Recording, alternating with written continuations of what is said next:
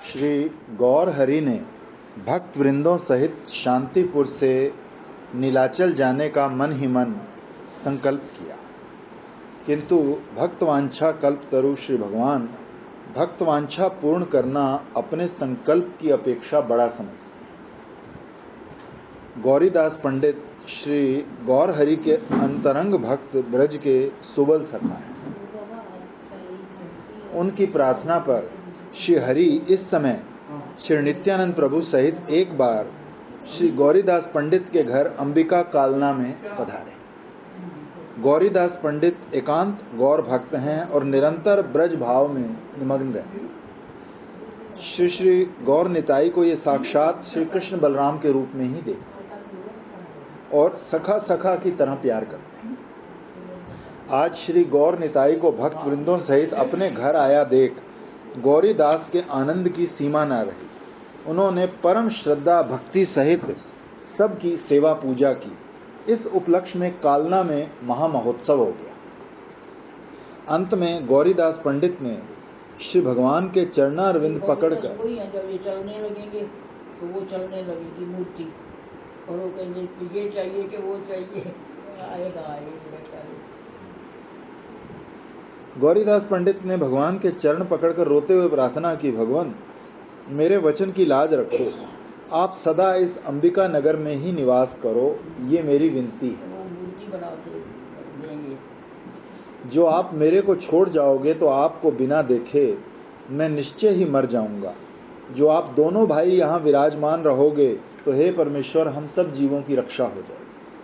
हे प्राणनाथ, हे गौर हरि, मैं पुनः यही प्रार्थना करता हूँ कि आप मेरे को छोड़ कर न जाओ, तभी मैं आपको पतित पावन जानूंगा। अभी वो दो मूर्तियां बनवाएंगे तो वो चलने लग जाएगी और वो बैठ जाएगी। गौर हरि कहने लगे, गौरीदास क्या तुम पागल हो गए हो?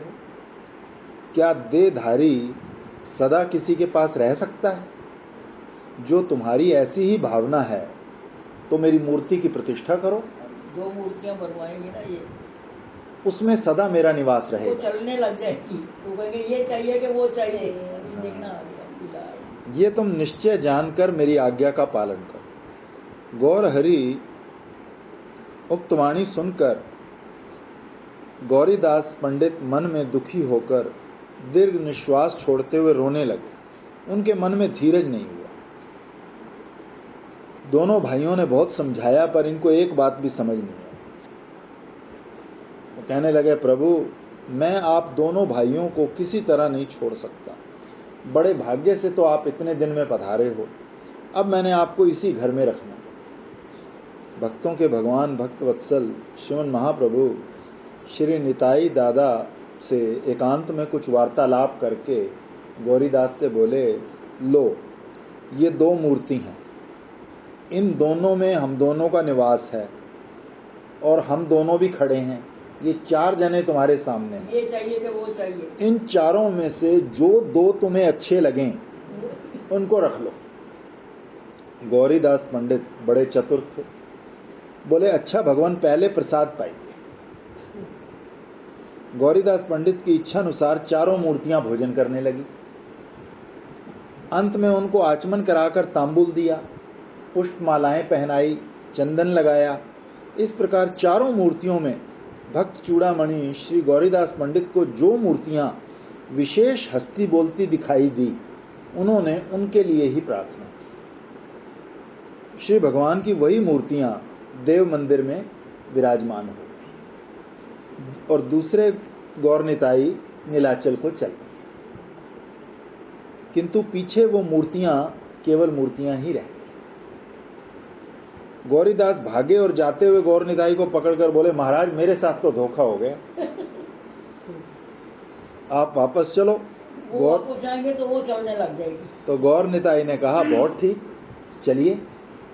भक्त के कथनानुसार ये दोनों गौर निताई वहां जाकर विराज गए और वो मूर्तियां चल दी, चलने लग गई। परंतु पीछे ये दोनों गौर निताई मूर्ति हो गई। गौरीदास फिर भागकर पहुंचे, भगवान मेरे साथ तो फिर धोखा हो गया। भगवान ने मुस्कुराकर उत्तर दिया, गौरीदास मूर्तियों में ऐसा व्यवहार नहीं होता, आगे घोर कलयुग आने वाला है, उसमें ऐसे लीला करने से ठीक नहीं रहेगा। जाओ, उन मूर्तियों में तुम्हें वही आनंद मिलेगा। गौरीदास पंडित संतोष करके लौट आए। इस प्रकार श्री मूर्ति रूप में गौर निताई दोनों भाई गौरीदास पंडित के घर रहे। अंबिका कालना में श्री गौर निताई की वो आदि मूर्तियां आज तक प्रतिष्ठित हैं। ऐसी सुंदर श्री मूर्तियां कहीं देखने में नहीं आती। अंबिका कालना में है। हाँ हाँ, वही है ना, नजदीक में ना, हाँ कालना नवद्वीप में, हाँ है। पश्चिम बंगाल में इधर है,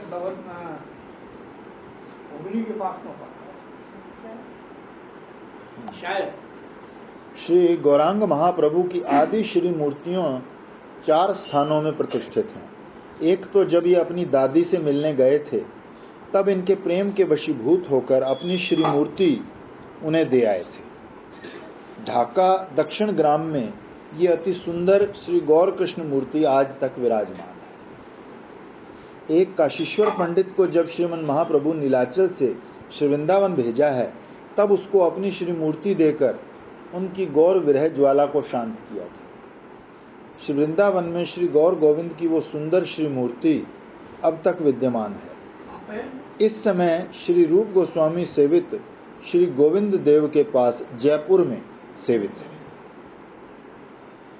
और एक अंबिका कालना की श्री मूर्ति भी प्रभुदत्त आदि श्री मूर्ति है, और एक श्री नवद्वीप की श्री गौरांग मूर्ति है, जिसे श्रीमन महाप्रभु के स्वप्न आदेश से श्री विष्णु प्रिया देवी की इच्छा से श्री वंशीवदन ठाकुर ने प्रतिष्ठित किया है। ये सब मूर्तियां श्रीमन महाप्रभु के प्रकट काल में ही प्रतिष्ठित और पूजित हो गई थी। इनके पश्चात श्री गौर हरि की अनंत मूर्तियां अनंत स्थानों में प्रतिष्ठित और पूजित हुई है। श्रीमन महाप्रभु कालना से शांतिपुर होते हुए यशोड़ा ग्राम में जगदीश पंडित के घर पधारे। आपके संग श्री निताई चांद भी हैं। यहाँ श्री जगदीश पंडित के विषय में कुछ बता देना आवश्यक है।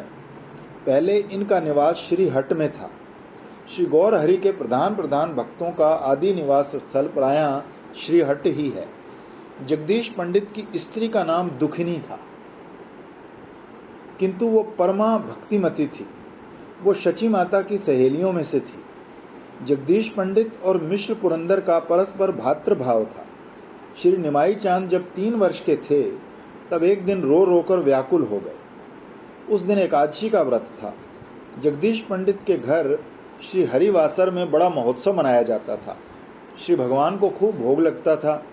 उस दिन श्री बाल गौरांग को यह हट पड़ गई कि मैं खाऊं तो श्री भगवान का भोग ही खाऊं। शची माता ने अपने बच्चे को अबोध जानकर बहुत समझाया, पर रोते रोते एक ही रटना लगी रही, मैं तो ठाकुर का भोग खाऊंगा।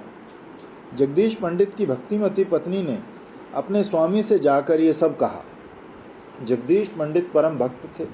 जान गए कि बाल गौरांग रूप में ये साक्षात गोपाल ही इस भोग को मांग रहे हैं, नहीं तो भला 3 वर्ष के बालक को क्या बोध।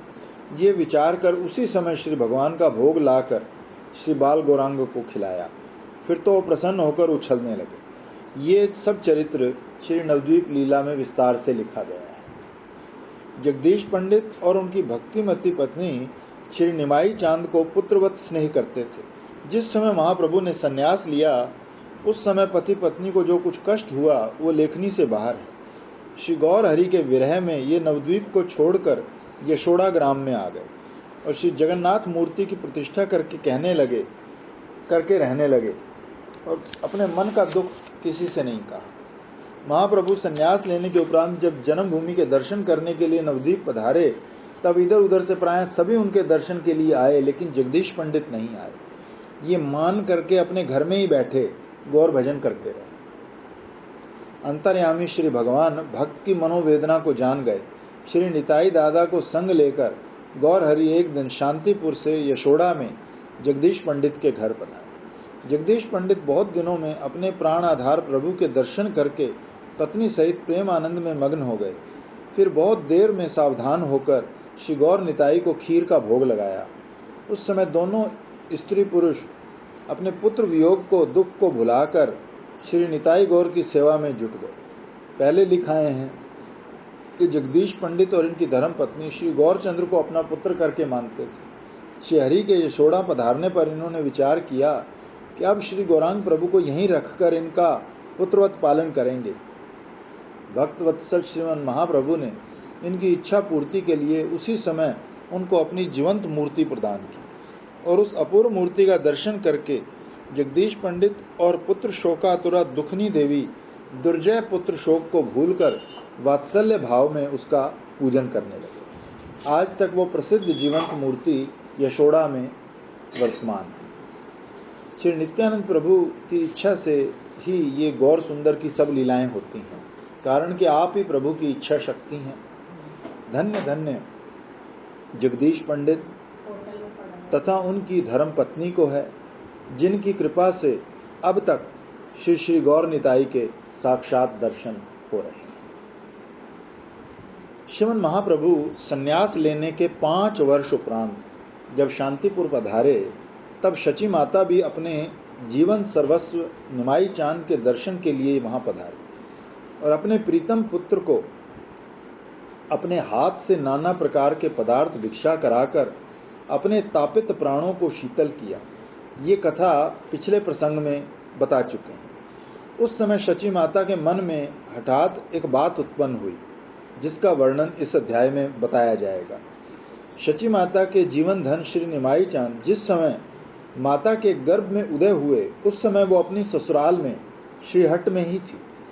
उसी काल में उनकी सासू शोभा देवी को स्वप्न में एक महापुरुष ने बताया कि तुम्हारी पुत्र वधू के गर्भ में इस बार स्वयं भगवान नारायण नर रूप में आए, परंतु उनका प्राकट्य गंगा तीर पर अवस्थित नवद्वीप नगर में होगा। अतः अपनी भाग्यवती पुत्र वधू को यथाशीघ्र नवद्वीप भेज दो। नहीं, ऐसा नहीं होगा। शोभा देवी ने अपने पुत्र जगन्नाथ के साथ शची देवी को नवद्वीप भेज दिया। यथा समय श्रीधाम नवद्वीप में श्री नवद्वीप चंद्र रूपी स्वयं भगवान उदय हुए। ससुराल से आते समय शची माता की सास ने उनका हाथ पकड़कर कहा था, बहुरानी, तेरे इस गर्भ से जो पुत्र रत्न प्रकट होगा उसका मुझे एक बार दर्शन अवश्य कराइयो। आज वही पुरानी बात शची माता को याद आ गई। सोचती है, हाय, मैंने सासू का वचन पालन नहीं किया, इसीलिए मेरा बेटा सन्यासी हुआ है। ये विचार कर माता दीर्घ निश्वास छोड़ती हुई पश्चाताप करने लगी। फिर आपने श्री विश्वंभर को एकांत में ले जाकर सब वृतांत सुनाया। मात्र भक्त शिरोमणि श्रीमन महाप्रभु ने माता की आज्ञा शिरोधार्य की।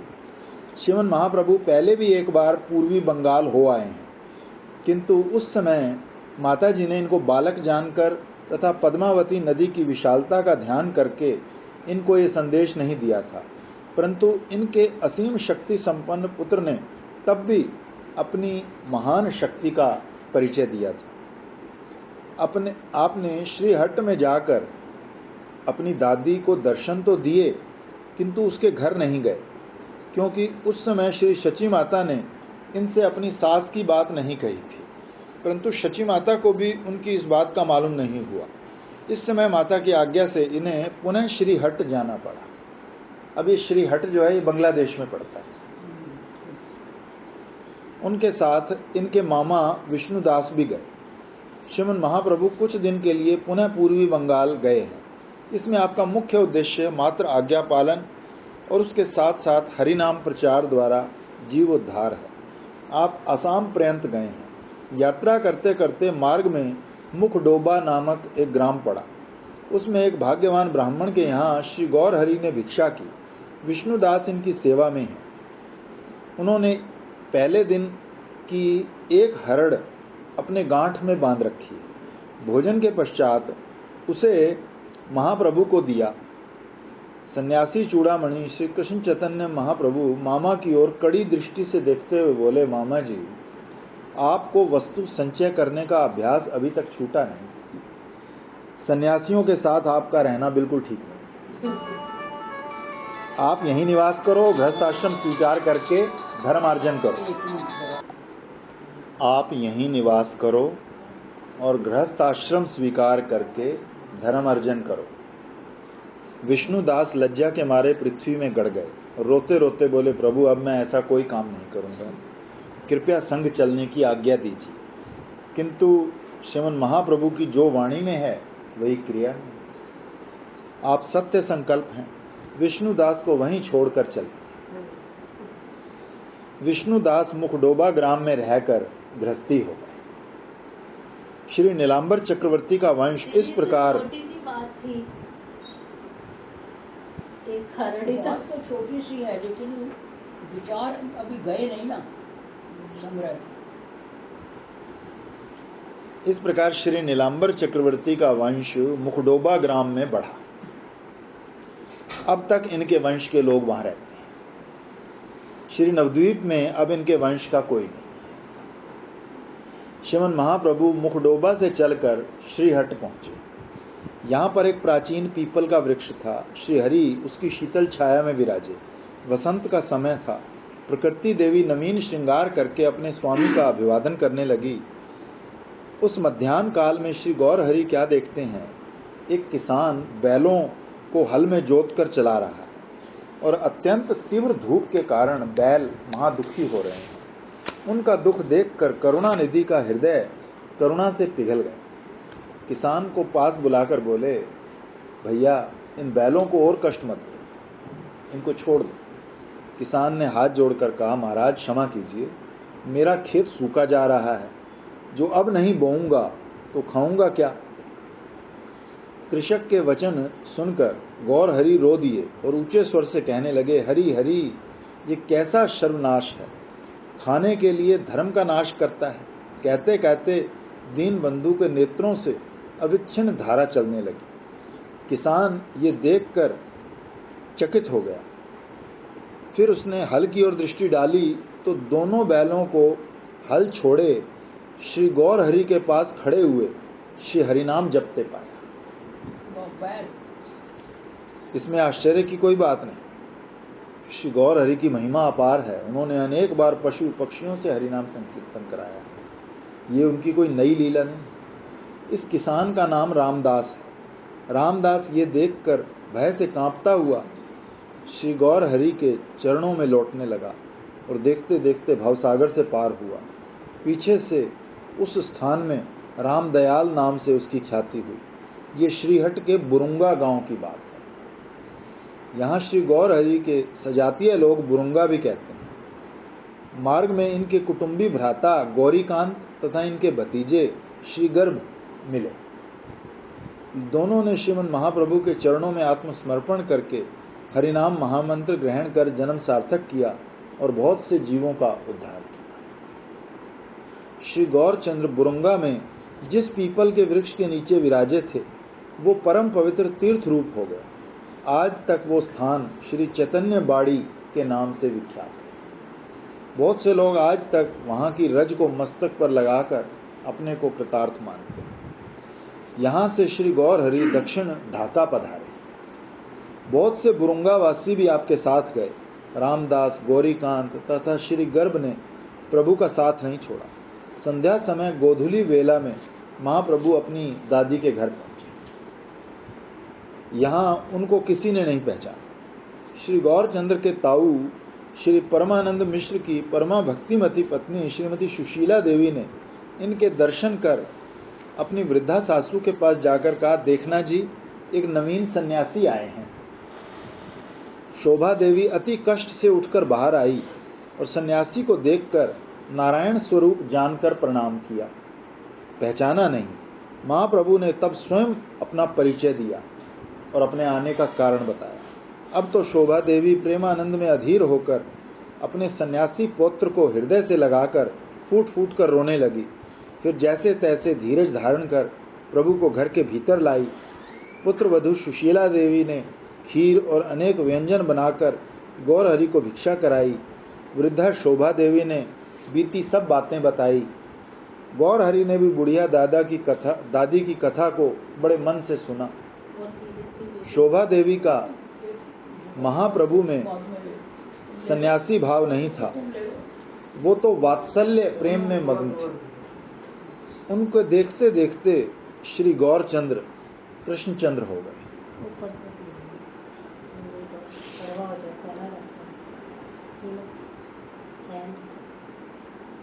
ये लाल बोतल कहाँ मिलती है? कौन सी लाल? ये बिल्कुल लाइन आप लाइन जिसमें ये लाल बोतल है।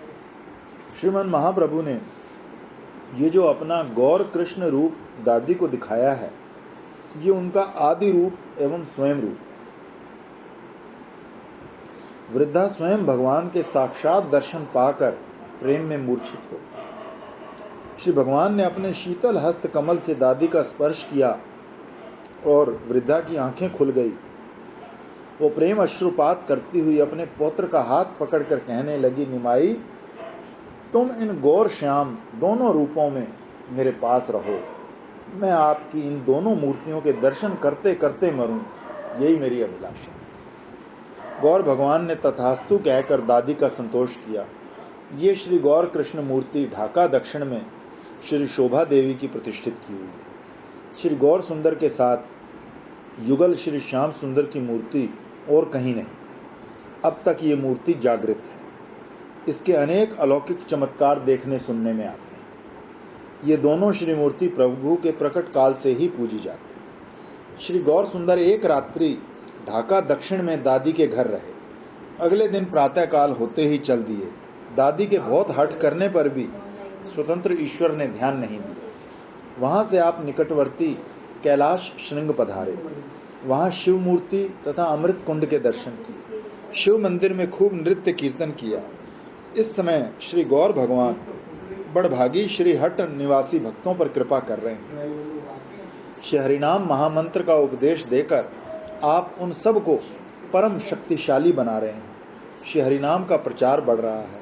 इन भक्तों में आपने रामदास तथा माधवदास दोनों भाइयों को श्रीहट्ट से बाहर नाम प्रचार के लिए भेजा। ज्ञानवर और कल्याणवर इन दोनों को भी आपने आचार्य बनाकर श्री हरिनाम का प्रचार कराया।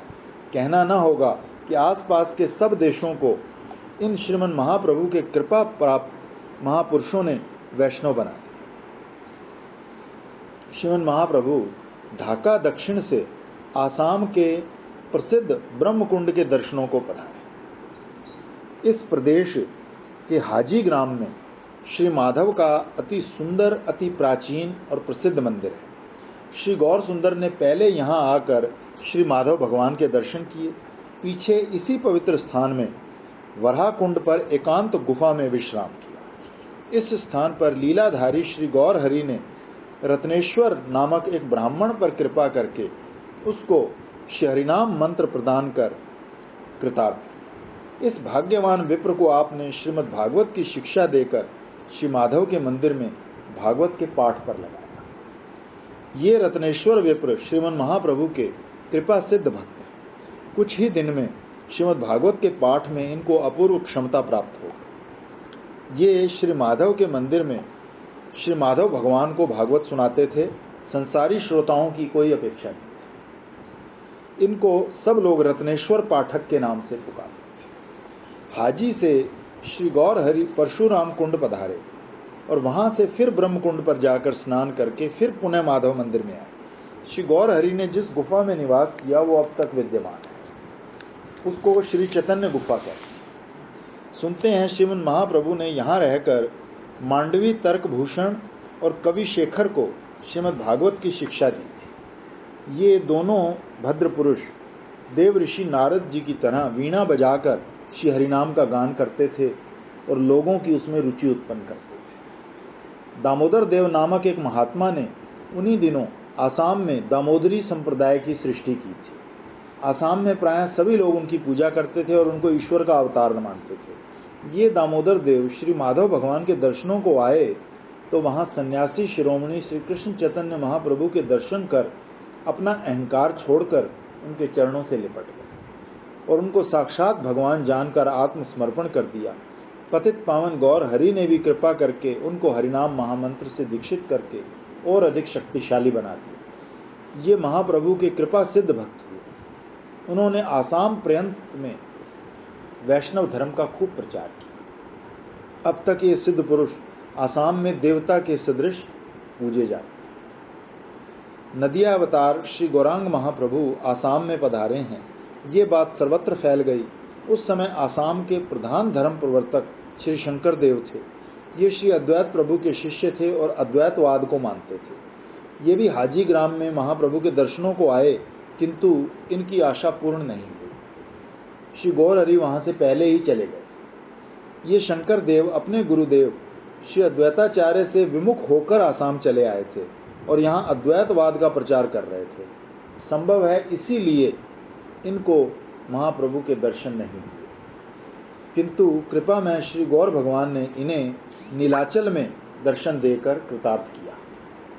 यहाँ से महाप्रभु लौटकर पुनः शांतिपुर पधारे और यहाँ कुछ दिन श्री अद्वैत भवन में विश्राम करके फिर नीलाचल की यात्रा प्रारंभ की। श्रीमन महाप्रभु नीलाचल में आकर श्री जगन्नाथ देव के दर्शन करके श्री मंदिर में बहुत देर तक नृत्य कीर्तन करते रहे, क्योंकि अपने प्यारे श्री जगन्नाथ देव के दर्शन आपने बहुत दिनों में पाए। भक्तवृंद भी जो श्रीमन महाप्रभु के विरह में व्याकुल थे, सब आकर उनके दर्शन करके प्रेम रुदन करने लगे। इस भक्त मंडली में सार्वभौम भट्टाचार्य, राय रामानंद, गदाधर पंडित, काशी मिश्र, वाणीनाथ, प्रद्युम्न मिश्र, शिखी माहिती सब भक्त वत्सल गौर हरि ने प्रेम पाठ को संवरण करके एक एक भक्त को हृदय से लगाकर सुखी किया। प्रत्येक का कुशल मंगल पूछा। श्री गौर हरि अपनी कुटिया पर आकर गौड़ देश की कथा सुनाकर सब भक्तों को आनंद देने लगे। आपकी श्री वृंदावन यात्रा नहीं हुई, ये तो नीलाचलवासी भक्तों ने सुना है, किंतु इसका कारण उनको ज्ञात नहीं है। गदाधर पंडित श्री गौर हरि के विरह में अत्यंत कृश हो गए हैं, मुख सूख गया है। एक ओर बैठे श्री गौर चंद्रमा के मुख चंद्र को चकोर की भांति निहार रहे हैं। प्राण वल्लभ के दर्शन पाकर इनके मृतक शरीर में प्राणों का संचार हो गया है। इसीलिए महानुभावों ने महाप्रभु को गदाधर के प्राणनाथ कहा है। श्री गौर किशोर गदाधर के प्रति प्रेम भरी चितवन से ताकते हुए कहने लगे, मैंने चाहा था कि गौड़ देश में माता जी तथा श्री गंगा जी के चरणों के दर्शन करके वृंदावन जाऊंगा, इसीलिए मैं गौड़ देश गया था। सो सहस्रों भक्त तो यहीं से संग हो लिए और लाखों की संख्या में मार्ग में मिल गए। यहाँ तक की बात कि मार्ग चलने में भी बड़ी कठिनता का अनुभव होने लगा। जहाँ दृष्टि पड़ती वहीं मनुष्य ही मनुष्य दिखाई पड़ते। बड़े कष्ट से तो रामकेली ग्राम तक पहुँचे। वहाँ हमारे पास श्री कृष्ण के कृपा पात्र परम भक्त रूप सनातन नामी दो भाई आए, जो राजमंत्री होते हुए तथा विद्या, भक्ति और बुद्धि में परम प्रवीण होते हुए भी अपने को तृण से भी हीन समझते हैं। उनकी दीनता को देखकर तो पाषाण भी पिघल जाए। उनके भाव को देखकर मैं संतुष्ट हो गया और उन दोनों से कहा कि ये बड़ा उत्तम है कि तुम अपने को दीनहीन मानते हो। श्री कृष्णचंद्र शीघ्र ही तुम्हारा उद्धार करे। ये कहकर मैंने उन दोनों को विदा किया तो चलते समय सनातन ने एक पहेली कही, जिसका भावार्थ ये है कि लाखों करोड़ों लोगों को संग में लेकर श्री वृंदावन जाना, ये श्री वृंदावन यात्रा की परिपाटी नहीं। तो ये सुनकर मैं सावधान हो गया। प्रातःकाल कनाई नाटशाला ग्राम में चला गया। वहाँ रात्रि में मैंने विचार किया कि सनातन के मुख से श्री कृष्णचंद्र ने ही मुझे उपदेश किया है। लाखों करोड़ों को संग लेकर वृंदावन की यात्रा करना, ये तो लोगों के मन में एक ढोंग मालूम होगा, सो ऐसा काम नहीं करना। उस दुर्लभ श्री वृंदावन में या तो अकेला जाऊंगा या कोई एक भक्त संग में होगा।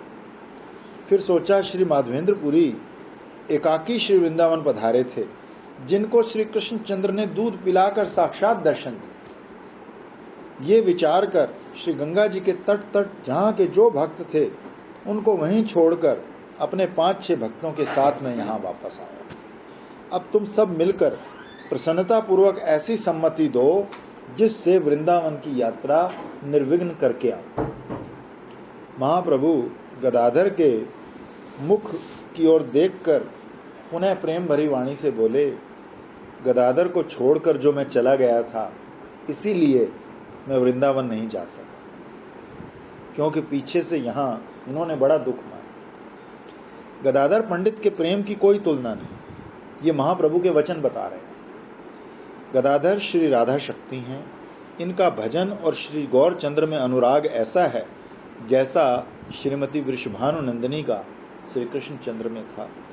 गदाधर पंडित की श्री गौर विरह में जो दशा हो रही है उसे श्री गौर भगवान ही जानते हैं। गदाधर के प्राण तो श्री गौर सुंदर के साथ ही चले गए थे, केवल देह मात्र नीलाचल में रह गया था।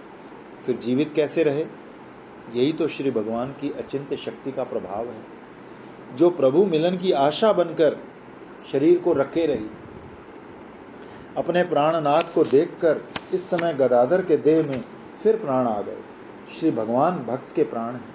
श्री भगवान के विरह में भक्त की ऐसी दशा हो जाती है। इसी को शास्त्रकारों ने भगवत प्राप्ति का उपाय बताया है। गदाधर पंडित श्रीमन महाप्रभु के चरणारविंद से लिपट कर ऊंचे स्वर से रो दिए। आज उनके आनंद की कोई सीमा नहीं। इस गौर गदाधर प्रेम मिलन को देखकर भक्तगण आनंद में कीर्तन करने लगे। गदाधर भी श्री गौर गुणगान में मत्त हो गए। श्रीपाद मुरारी गुप्त भी वहां थे कि नहीं, इस बात को तो गौर भक्तगण जाने, परंतु उस समय का पद उन्हीं का बनाया हुआ है। उस पद का अर्थ है कि श्री गौर हरि गदाधर के अंग में अंग मिलाकर श्री वृंदावन का गुणगान करते करते प्रेम विभोर होकर क्षण भर में हंसने लगते हैं और क्षण भर में प्रेम रुदन करने लगते हैं। आपको बाह्य ज्ञान कुछ नहीं है। श्री राधा भाव में गोकुल की लीला को स्मरण करके आप साक्षात श्री नंद कुमार ही हो गए। कोटि चंद्र की छटा आपके श्रीमुख मंडल पर दृष्टिगोचर होने लगी।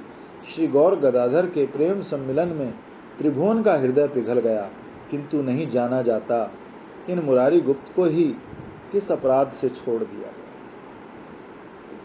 प्रेम संचार में ये कवि की अति तृष्णा है। जैसे लोभी को धन से तृप्ति नहीं होती, ऐसे ही भक्त श्री भगवान के प्रेम से कभी तृप्त नहीं होते। कितना भी प्रेम उनमें आ जाए, वो अपने को शुष्क ही बताते हैं। कुछ क्षण में श्री गौर गदाधर को बाह्य ज्ञान हुआ। महाप्रभु के चरण कमलों से लिपट कर प्रेम रुदन करते हुए कहने लगे, प्राणनाथ, जहां जहां आप रहते हैं वही श्री वृंदावन है, वही श्री गंगा, वही श्री यमुना, वहीं सब तीर्थ वास करते हैं। ये बड़े उच्च अधिकार की कथा है। इसको श्री गदाधर पंडित ही समझ सकते हैं। उनकी श्री गौरांग एक निष्ठता की कोई उपमा नहीं। महाप्रभु के साथ रहने के लिए उनको क्षेत्र संन्यास और श्री कृष्ण सेवा को भी तृणवत छोड़ने में तनिक भी संकोच नहीं था। इसमें यही हेतु है। ये श्री वृंदावन, श्री नीलाचल, श्री गंगा, यमुना, सब तीर्थ स्थानों को अपने प्राण वल्लभ के चरणों में ही देखते। जहाँ श्री गौर भगवान निवास करते हैं, ये स्थान उनको सर्व तीर्थ में भासता है। श्री गौर हरि जब गौड़ देश से नीलाचल लौटे तब वर्षा ऋतु थी। श्री हरि की श्री वृंदावन जाने की इच्छा पहले से बलवती मालूम पड़ती थी। ये देखकर श्री गदाधर पंडित ने प्रार्थना की, हे प्राणनाथ, जहाँ आप हैं वही वृंदावन है, इसमें कोई संदेह नहीं। फिर भी आप लोक शिक्षा के लिए वृंदावन यात्रा करना चाहते हैं तो ठीक है, परंतु अब तो वर्षा काल आ गया है, इसलिए हमारी इच्छा है ये चातुर्मास तो आप यहीं नीलाचल में वास करें, फिर जैसा आपका विचार हो वैसा करें। ये सुनकर भक्तगण आनंद ध्वनि करते हुए एक स्वर से कहने लगे, हाँ भगवान, जो गदाधर पंडित ने कहा है वो ठीक है, आपका चातुर्मास यहीं होना चाहिए। तो भक्तवांछा कल्प तरु श्री गौर भगवान को भक्तों की इच्छा से 4 महीने नीलाचल में रहना पड़ा। आपने अपने श्रीमुख के वचन सत्य करके दिखाए। गीता जी में आपने कहा है, मैं भक्त के अधीन हूँ, अतः मैं पराधीन हूँ, मेरी स्वाधीनता नहीं। मैं अपने भक्तों को बड़ा समझता हूँ, वो मुझे प्रिय हैं, उन्होंने मेरे हृदय को पकड़ रखा है, इसलिए मेरे हृदय पर मेरा कोई अधिकार नहीं। श्री गदाधर पंडित ने उस दिन भक्त वृंदों सहित श्रीमन महाप्रभु को अपनी कुटिया पर ही भिक्षा कराई। कितने प्रेम से उन्होंने भिक्षा कराई और कितने प्रेम से प्रभु ने उसे ग्रहण किया, ये वर्णन करना मानव शक्ति से बाहर है। श्री गौर हरि रथ यात्रा के पहले ही नीलाचल आ गए थे, परंतु नदियावासी भक्तवृंद श्री भगवान की आज्ञा अनुसार इस वर्ष यहाँ नहीं आए। श्री नित्यानंद प्रभु 2-4 अंतरंग भक्तों के साथ श्री गौरचंद्र के निषेध करने पर भी लुक छिपकर आ पहुंचे। ये जानते थे कि महाप्रभु रथ यात्रा के दर्शन करे बिना श्री वृंदावन नहीं जाएंगे। वो तो श्री गौर हरि के साथ ही आते, किंतु उनके मना करने से ऐसा नहीं किया। श्री कुरुक्षेत्रम क्षेत्र में आकर एकांत बगीचे में बैठकर हा गौरंग कहकर प्रेम रुदन करने लगे। अंतर्यामी श्री गौर भगवान ने जान लिया कि श्री नित्यानंद प्रभु नीलाचल में आ गए। आप बिना किसी से कुछ कहे उस बगीचे में जा पहुंचे। देखा तो नित्यानंद प्रभु ध्यान में मग्न हैं। आपने एक श्लोक पढ़ते हुए उनकी प्रदक्षिणा की, जिसका अर्थ ये है कि श्री नित्यानंद प्रभु चाहे वेश्या का पानी ग्रहण करें, चाहे मद्यपान गृह में जाएं, फिर भी उनके चरणारविंद ब्रह्मा से वंदनीय है। भगवत इच्छा से श्री निताई चांद की समाधि खुल गई। आप गौर गौर करके हुंकार गर्जन करते हुए श्री गौर हरि की प्रदक्षिणा लगाकर उनके श्री चरणों से लिपटने लगे। इधर श्री महाप्रभु श्रीपाद के चरण कमल पकड़ने दौड़े। इस प्रकार दोनों जने परस्पर के प्रेम में मग्न हो गए। दोनों के प्रेम अश्रुओं की लड़ी बंध गई। फिर बड़ी कठिनता से सावधान होकर दोनों भाई पुष्प वाटिका में एकांत में बैठकर वार्तालाप करने लगे। श्रीमन महाप्रभु ने कहा, श्रीपाद, आपकी कृपा से ही नीच जाति पतित अधमों का उद्धार हुआ है। आप पतित पावन हो। पतित पावन श्री निताई चांद गदगद कंठ से कहने लगे, प्रभु, आप जो मेरी स्तुति करते हो, ये आपका भक्तों के प्रति वात्सल्य भाव है। चाहे स्तुति करो, चाहे नमस्कार करो, चाहे मारो, चाहे छोड़ो, ये आपकी इच्छा है। आपसे क्या कहा जाए, अंतर्यामी है, मन प्राण सब के ईश्वर हैं। हे भगवान, मैं तो किसी योग्य नहीं, जो आप कराओ सोई करता हूँ। आपने ही मेरे को सन्यासी बनाया और आपने ही अब मेरे को गृहस्थी बना दिया। मुनि धर्म को छोड़कर जो ये वस्त्र भूषण मैं धारण कर रहा हूँ, ये सब आपकी ही इच्छा है। श्री अद्वैताचार्य प्रभृति भक्तगण को तो आपने तप और भक्ति प्रदान किए और मेरे को जो कुछ दिया था सो भी ले लिया। अब सब लोग देखकर मेरा उपहास करते हैं। हे प्राणेश्वर, मैं तो आपका नट हूँ। जिस ढंग से नचाओ उसी ढंग से नाचता हूँ। मैं नहीं जानता क्या कृपा होती है, क्या शाप होता है, ये आप ही जानो। हाँ, मेरे को ये विश्वास है, आप चाहें तो एक जड़ वृक्ष से भी जीवों का उद्धार करा सकते हैं। श्री नित्यानंद प्रभु ने अवसर पाकर अपने प्राणनाथ से अपना सब दुख कह डाला। करुणानिधि गौर हरि उनको प्यार करते हुए बोले, निताई, ये आपके आभूषण कोई लौकिक आभूषण नहीं है, किंतु श्रवण कीर्तन आदि नवदा भक्ति स्वरूप हैं। अवधूतों के आभूषणों का भेद कोई समझ नहीं सकता। देखो, काले सांपों से प्रत्येक को भय लगता है, किंतु शंकर बाबा के तो वही आभूषण हैं। तात्पर्य ये है कि श्री शंकर दयालु अनंत के जीवन हैं एवं उनको नाग के छल से धारण करते हैं। जो उनकी निंदा करते हैं वो स्वयं निंदनीय है। हे तात, मैं तुम्हारे पास भक्ति के अतिरिक्त और कुछ नहीं देखता। जिस प्रकार नंद बाबा के घर श्री वृंदावन में रहकर आप आभूषण धारण करते थे, ठीक मेरे को आप में वही भाव दिखाई देता है। जो आपके आभूषणों को देखकर सुख पाते हैं वो पुण्यात्मा है। उनको अवश्य श्री कृष्ण चंद्र के मुखारविंद के दर्शन होंगे। नेत्र, वंशी, गुंजाहार, पुष्पमाला और चंदन आदि ये आपके श्री अंग में सदा शोभित रहते हैं। बालकों की मंडली आपके संग रहती है। मेरे विचार में तो वो ब्रज के श्रीदाम, सुदामा आदि सब सखा हैं।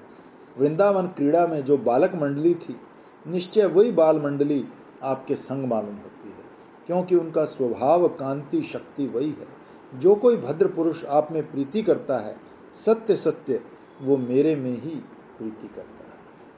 श्री नित्यानंद प्रभु नीचा सिर किए महाप्रभु को सुनते रहे। फिर कुछ देर मौन रहकर खिलखिलाकर हंसते हुए गौर हरि कहकर नृत्य करने लगे। महाप्रभु ने उनको हाथ पकड़कर बिठाया और कुछ गुप्त संदेश सुनाया। उस संदेश को किसी आचार्य ने प्रकट नहीं किया। दोनों भ्राताओं में परस्पर क्या वार्तालाप हुआ, इसको वही जानते हैं। श्री निताई चांद से विदा लेकर महाप्रभु अपनी कुटी पर पधारे। श्री नित्यानंद प्रभु पहले श्री गौर हरि के दर्शन करके फिर श्री जगन्नाथ देव के दर्शनों को गए। भक्तराज श्री नित्यानंद प्रभु श्रीमन महाप्रभु के पास आप नहीं गए, किंतु श्री भगवान को उनके पास स्वयं आना पड़ा। ये भक्त का गौरव है। श्री निताई चांद जगन्नाथ देव के दर्शन करके आनंद विभोर होकर बहुत देर तक भक्त मंडली सहित नृत्य कीर्तन करते रहे। श्री जगन्नाथ जी के सेवकों ने इनको माला चंदन से विभूषित किया। नीलाचल में इनको सब जानते हैं। कोई कोई नूतन सेवक पूछने लगे, ये कौन है? तो पुराने सेवकों ने कहा, ये श्री कृष्ण चैतन्य महाप्रभु के बड़े भाई हैं। सब लोगों ने उनको प्रणाम करके स्तुति वंदना की। श्री जगन्नाथ जी के दर्शन करके निताई चांद अपनी भक्त मंडली सहित सीधे गदाधर पंडित के आश्रम पहुंचे। गौड़ देश से आप गदाधर के ठाकुर श्री गोपीनाथ जी के लिए एक मन बहुत उत्तम सुगंधित चावल और रंगीन सुंदर वस्त्र अपने साथ लाए। गदाधर पंडित श्री नित्यानंद प्रभु के दर्शन करके प्रेम आनंद में विहल होकर दूर से ही दंडवत प्रणाम करते हुए उनके चरणों से जाकर लिपट गए। उन्होंने उसे उठाकर हृदय से लगाते कहा, गदाधर, तुम्हारे ठाकुर के लिए एक रंगीन वस्त्र और कुछ उत्तम चावल लाया हूं। श्री ठाकुर जी के भोग लगाकर प्रसाद पाना।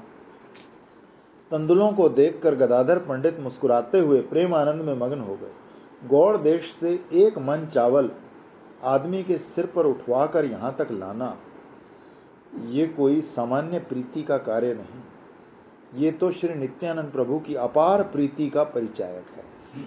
कुछ देर में आप उन तंदुलों की प्रशंसा करते हुए कहने लगे, प्रभु, ऐसे सुंदर चावल तो मैंने कभी देखे ही नहीं। क्या आप इन्हें वैकुंठ से लाए हैं?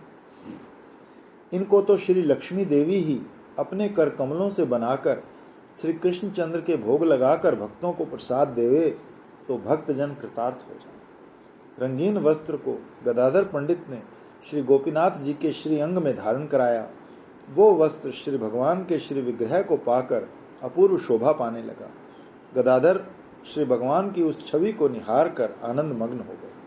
श्री नित्यानंद प्रभु आज भक्त मंडली सहित गदाधर पंडित के यहाँ भिक्षा करेंगे, अतः वो स्वयं पाक बना रहे हैं। इनके यहाँ एक शाक होता है जिसे कोई बोता नहीं, वो स्वयं ही उगाता है।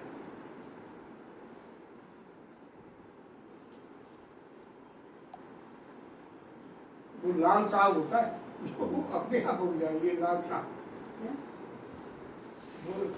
गदाधर पंडित ने बड़े प्रेम से उस शाक को बनाया। श्री मंदिर के पास एक वृक्ष है, उसके कोमल कोमल पत्ते लेकर राम रस बनाया। श्री नित्यानंद प्रभु के लाए चावल बनाकर श्री गोपीनाथ जी को भोग लगाया। उसी समय श्री गौरांग सुंदर ने द्वार पर आकर प्रेम भरे वचनों से पुकारा, गदाधर गदाधर। किंतु गदाधर तो पाक बनाकर ठाकुर को भोग लगाने में व्यस्त थे। जब आप हरे कृष्ण कहते हुए गदाधर के पास जाकर खड़े हो गए, तब उन्होंने झटपट उठकर आपकी चरण वंदना की।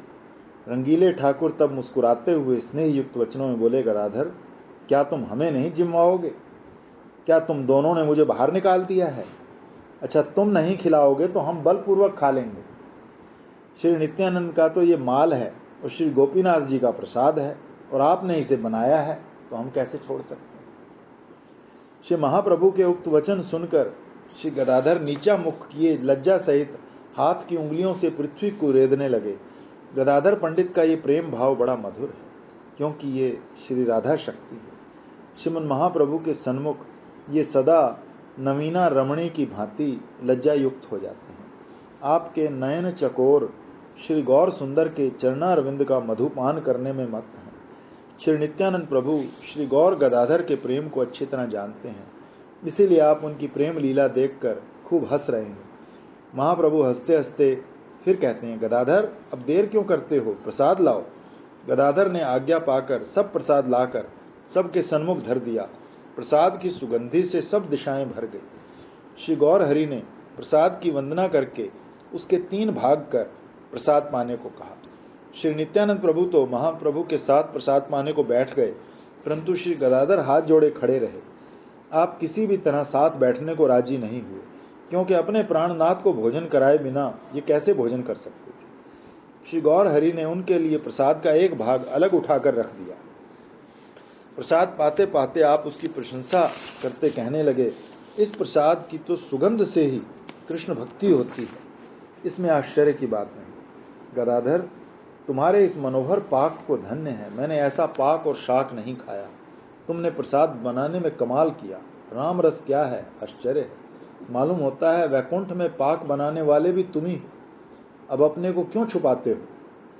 तो महाप्रभु आज गदाधर को वैकुंठ की लक्ष्मी बता रहे हैं। वास्तव में श्री गदाधर पंडित लक्ष्मी भी हैं और श्री राधा शक्ति भी हैं। इस प्रकार दोनों प्रभुओं ने हास परिहास करते हुए भोजन विलास समाप्त किया। फिर गदाधर को प्रसाद पाने को बिठाया और जब तक गदाधर ने भोजन किया तब तक दोनों प्रभु वहीं विराजमान रहे। तीनों प्रभुओं ने आनंदपूर्वक प्रसाद पा लेने पर भक्त वृंदों ने उच्चिष्ट प्रसाद की खूब लूट की। फिर सब ने वहीं पर बैठकर जी भरकर भोजन किया। श्रीमन महाप्रभु कुछ क्षण विश्राम करके अपनी कुटी को पधारे। श्री नित्यानंद प्रभु गदाधर पंडित को संग लेकर नीलाचल के सब भक्तों से मिले। श्री नित्यानंद प्रभु के दर्शन करके नीलाचल वासी आबाल वृद्ध वनिता आनंद सागर में गोते लगाने लगे। सब जानते हैं ये श्रीमन महाप्रभु के बड़े भाई हैं। एक तो श्री गौर हरि का वृंदावन यात्रा से फिर नीलाचल आना, ये उनको परम आनंद देने वाला था, और फिर उनके बड़े भाई निताई दादा के आने से तो उनके आनंद की कोई सीमा ही ना रही।